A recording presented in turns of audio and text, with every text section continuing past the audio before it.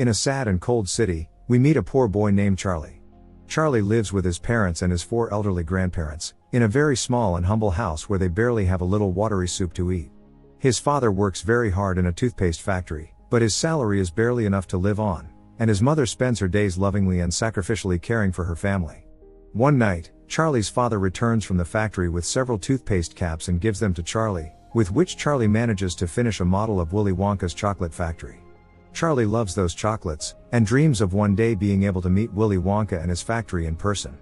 That night, his grandfather, Joe, tells him that he used to work for Wonka when he was younger. It turns out that Wonka had started with a small chocolate store in town, but his chocolates were amazing, and the whole world started buying them. Wonka became a millionaire overnight, and it didn't take him long to build the largest chocolate factory in the entire world. However, his great success made other chocolate manufacturers envious, and they began to send spies to steal his secret recipes. Soon after, merchants began to produce products very similar to Wonka's, and one day, tired of being robbed, Mr. Wonka made the drastic decision to fire all his employees and close the factory for good. The factory remained closed for many years, but one day, the chimneys began to smoke again, and the factory started working again. However, since that time no one saw Wonka again, and it is believed that all the employees were replaced by machines, since no one in the whole town works there. At the end of the story, Charlie goes to sleep thinking about the story his grandfather told him, and we see how in the middle of the night hundreds of people come out of the factory, and by Wonka's order they stick some posters everywhere. The next morning, the townspeople gather to read the ad, and discover that Wonka is holding a contest. Wonka wants 5 random children to get to know his factory, and says that one of them will be able to win a special prize that no one could ever have imagined. For this, the children must find one of 5 golden tickets hidden in the chocolate bars, which can be anywhere in the world. That morning, when the stores open, children from all countries rush to buy Wonka chocolates, dreaming of being the lucky ones to find the golden ticket. Shortly afterwards, in Germany, Augustus Gloop is the first to find one of the tickets, as he is used to eating several chocolate bars a day. The second winner is Veruca, a spoiled English girl from a rich family, who asks her father to have all his workers open Wonka chocolates to win the golden ticket. Charlie dreams of being able to find one, and as there are only 3 golden tickets left, his parents decide to bring forward his birthday present and give him a chocolate bar. Little Charlie opens it with hope, but unfortunately only finds chocolate inside, and decides to share it with his family. A few days later, Charlie learns from the news that the 3rd ticket was found in the United States, by a girl who is an international champion in chewing gum, named Violet Beauregard. Minutes later, the news shows the 4th winner, an American boy named Mike TV, who is very smart and only had to open a chocolate bar to find the ticket. After finishing watching the news, Charlie asks his father why he didn't go to work, and he replies that he's on vacation, but that's not true. The reality is that the huge increase in chocolate consumption meant that more toothpaste was also needed, so the company where his father worked laid off all the employees and replaced them with machines. Later, his grandfather Joe calls him and gives Charlie his secret treasure, a coin he saved long ago, telling him to buy another chocolate bar to try to find the golden ticket. Charlie runs to the store and buys a bar, and upon returning his grandfather opens it, but unfortunately they have no luck. The next morning, Charlie walks down the street and stops for a moment to appreciate the factory. As he continues on, the young man sees a ticket buried in the snow, and decides to run to the store to try his luck one last time. Charlie goes to the salesman and asks for a Wonka chocolate bar, and he opens it without wasting time, surprised to find the last golden ticket inside.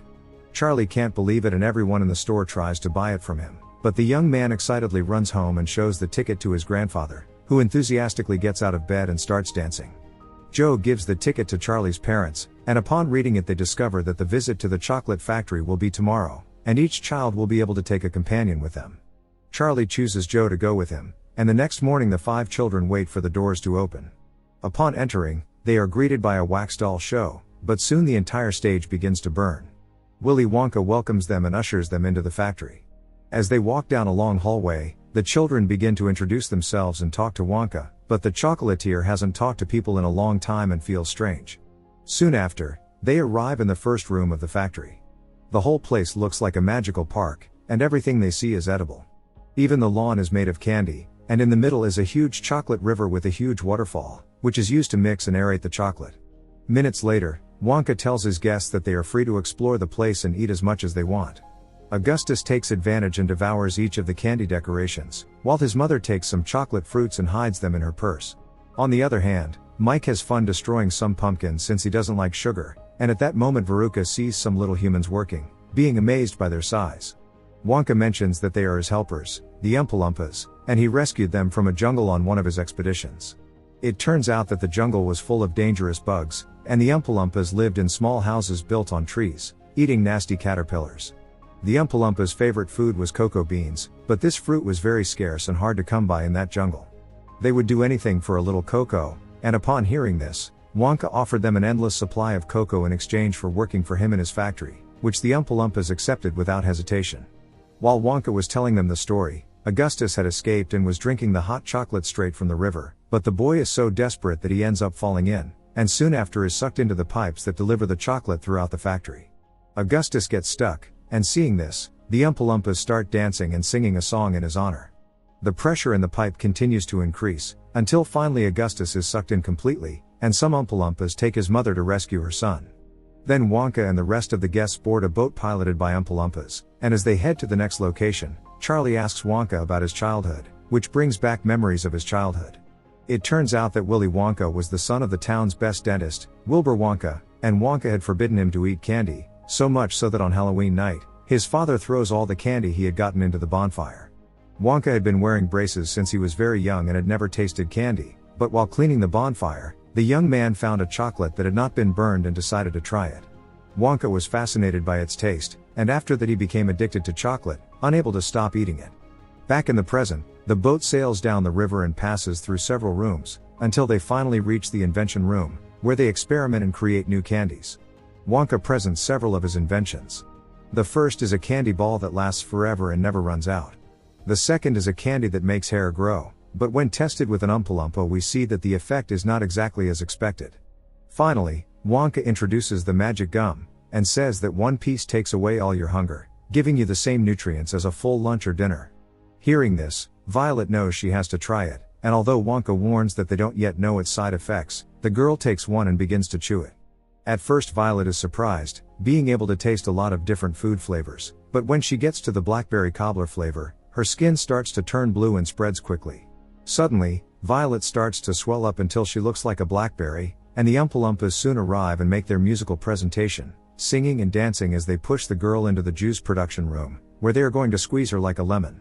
Only 3 children are left standing, and they are all guided to the next room, where the nuts are processed.